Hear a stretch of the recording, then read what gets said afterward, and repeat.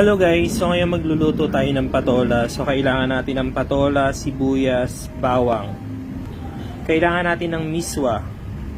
Tapos wala akong karne, maglalagay na lang ako ng binating itlog. Siyempre hindi makukumpleto ang ating ulam kapag walang chicken cubes.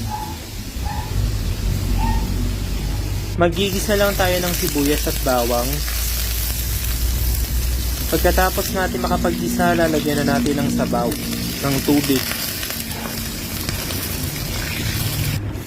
Ilagay na natin ng patola.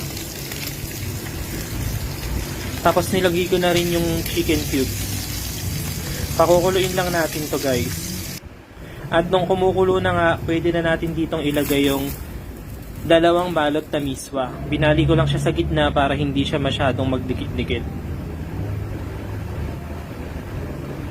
Pagkatapos niya, habang kumukulo, ilalagay natin ng paunti-unti yung binati kong itlog.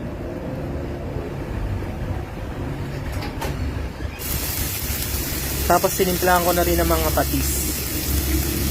Depende na lang sa panlasa nyo guys. At eto na nga, kumukulo na ulit. Pwede na tayong kumain ng lunch.